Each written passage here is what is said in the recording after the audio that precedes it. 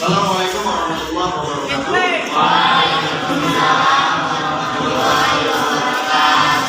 Apa kabar anak-anak bapak semua? Alhamdulillah. Kelas sudah bersih? Oke, karena kelas sudah bersih, kita akan mulai pembelajaran kita pada hari ini. Ya, agar pembelajaran kita hari ini mendapat berkah dari Allah Subhanahu wa Ta'ala. Mari sama-sama kita berdoa. Untuk yang memimpin doa, Bapak silakan ketua kelasnya.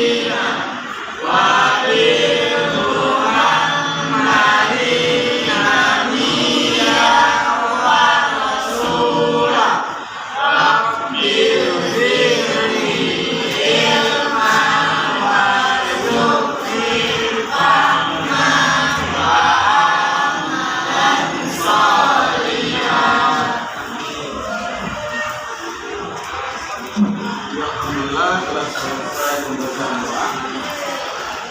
Ya baik anak-anak bapak, untuk pertemuan kedua kita akan membahas tentang mengevaluasi dan menganalisis Quran Surah Al-Imran ayat 190 sampai dengan 191. Jadi sebelum kita masuk pada pertemuan kedua, Bapak mau tanya ke kalian ya. Waktu di pertemuan pertama kita sudah bahas bagaimana cara membaca ya Quran Surah Al-Imran ayat 190 sampai dengan 191 sesuai dengan kaidah tajwid yang ada. Baik, pada ayat 190 ada lafaz inna fi ya. Inna fi. Bapak mau tanya, fi dibaca panjang, apa hukumnya? Ya, silakan Hadi. Ya bagus, hukumnya mat tadi. Dia dibaca panjang dua harakat karena ada huruf fa berbaris kasroh diikuti dia mati. Kemudian pada lafaz fankis samawati. Tengok, ada di sini alif lam. Alif lam apa namanya? Ya silakan Putri. Alif lam samsia. Ya bagus, alif lam. Alif lam samsia. Karena huruf sin di sini adalah huruf alif lam samsia. Jadi cara membacanya langsung huruf lamnya dileburkan ke huruf sin. Ini bacanya falkis sama wati. Kemudian pada huruf min dan waw ini terdapat fathah tegak berdiri dibaca panjang. Hukumnya mana? Mat padal. Ya Muhammad. Mat padal. Mat Padal. Ya bagus. Ya dibaca panjang dua harakat.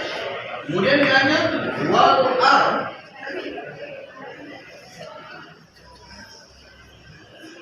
Ada Alif lam.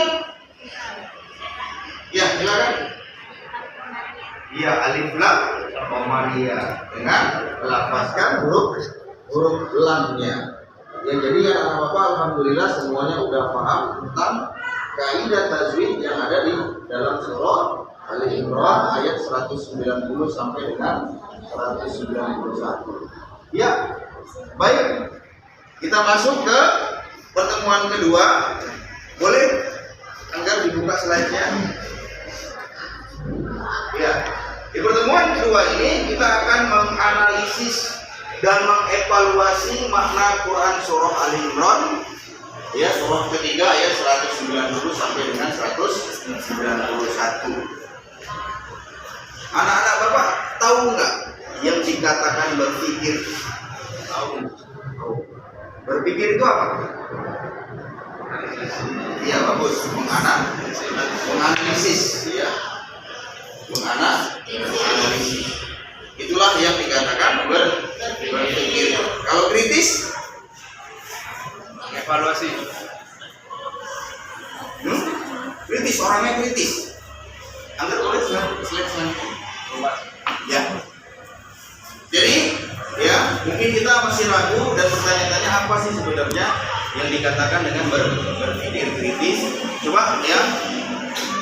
Di sini menurut Bertes, ya, seorang pakar, dia mengatakan yang dikatakan berpikir kritis itu adalah sebuah proses yang sadar dan sengaja yang digunakan untuk menafsirkan dan mengevaluasi informasi dan pengalaman dengan sejumlah sikap reflektif dan kemampuan yang memandu keyakinan dan tindakan.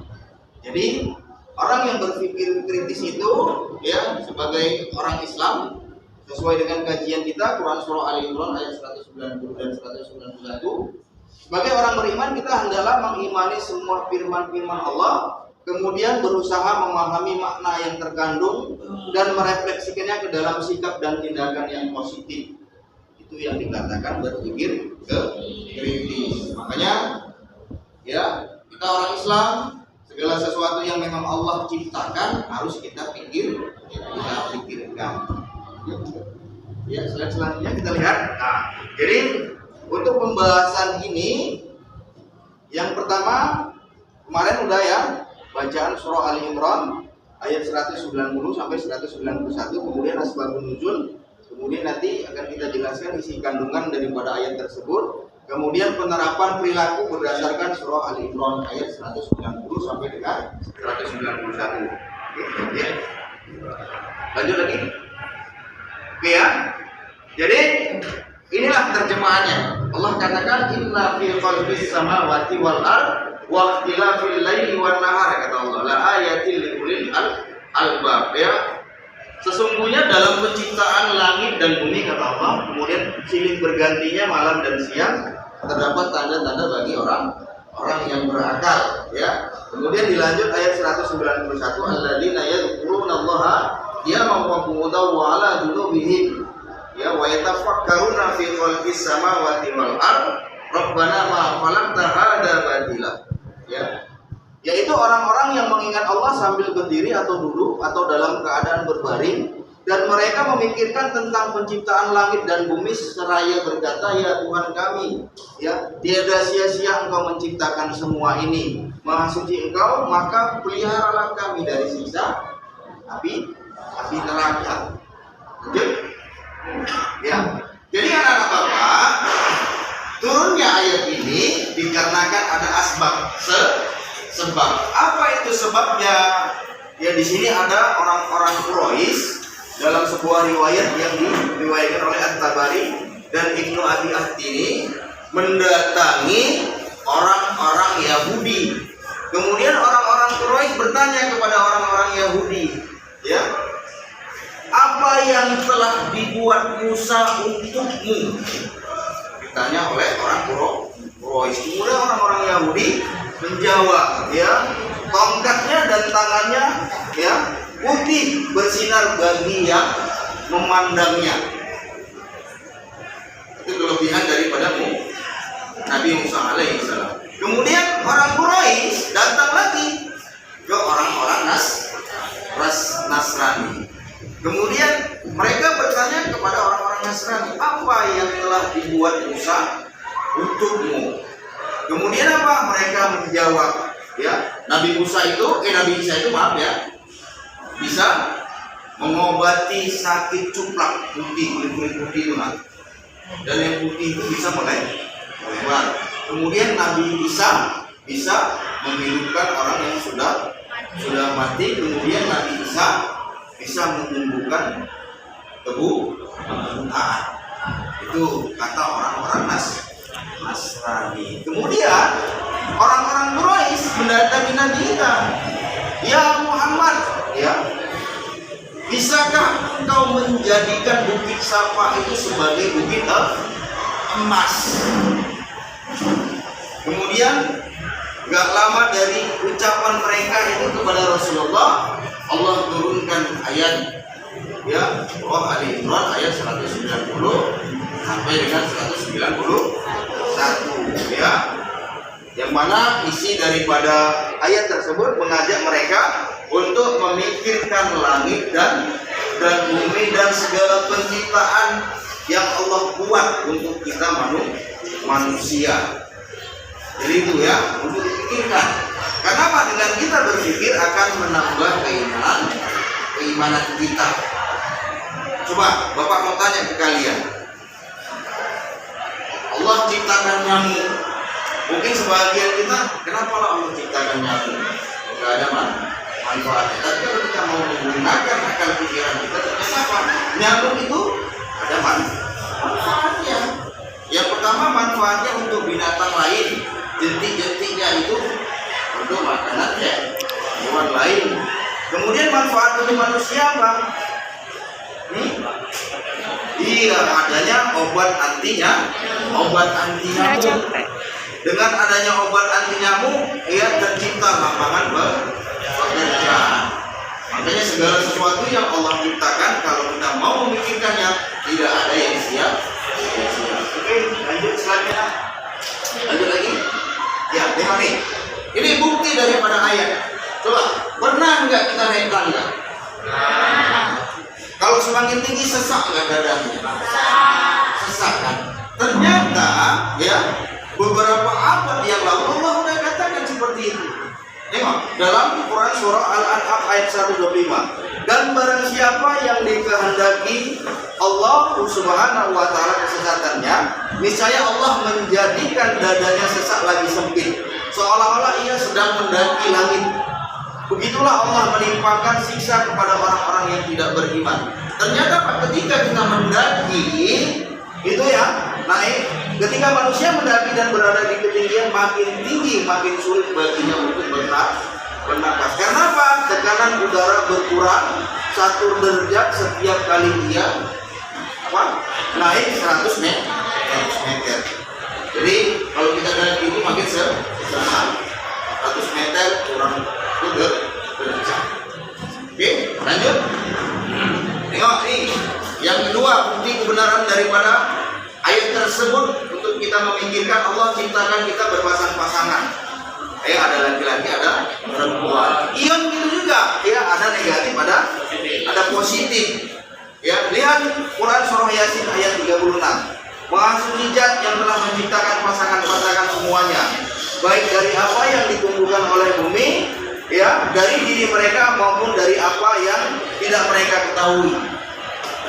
Ini dari segi Allah ciptakan manusia atau yang lainnya berpasangan. Dia lanjut lagi. Terus ya, tadi udah kita ketahui bukti daripada kebenaran ayat-ayat Allah Subhanahu wa taala. Jadi yang terakhir, manfaat dari berpikir kritis. Yang pertama, kita dapat mengambil hikmah dari semua ciptaan Allah Subhanahu wa taala. Kemudian yang kedua, menjadikan arif dalam menghadapi lingkungan yang membuat tidak nyaman. Kemudian yang ketiga, mendorong untuk melakukan penelitian untuk menemukan sains dan teknologi. Makanya anak bapak kita sebagai orang Islam, kalau bisa Pak, kita kaji Quran itu. Selama ini apa yang mengkaji bukan orang-orang Islam sendiri, tapi orang-orang di luar Islam. Makanya kalau Quran sudah kita pegang, itu dunia milik orang Islam. Tapi kenyataan apa? Ya, yang memegang dunia orang-orang di luar Islam. Ya, jadi ya inilah sedikit tentang menganalisis, mengevaluasi Quran surah Al-Imran ayat 190 sampai dengan 190. Paham semuanya? Paham semuanya? Ya, alhamdulillah. Ada yang mau bertanya? Ya, kalau tidak ada yang mau bertanya, Bapak akan memberikan kalian tugas. Ya, boleh dibuka lembar kerja siswanya, LKS-nya. Ya, nanti dibuka. Ya, halaman 135 itu ada tugas kognitif. Ya, nomor 1 sampai dengan 10 ya. Bisa? Ya. Oke, anak-anak Bapak, sampai di sini pertemuan kita pada hari ini. Ya, salah dan khilaf itu dari Bapak. Ya, kita mohon ampun kepada Allah Subhanahu wa taala. Billahi taufiq wal hidayah. Assalamualaikum warahmatullahi wabarakatuh.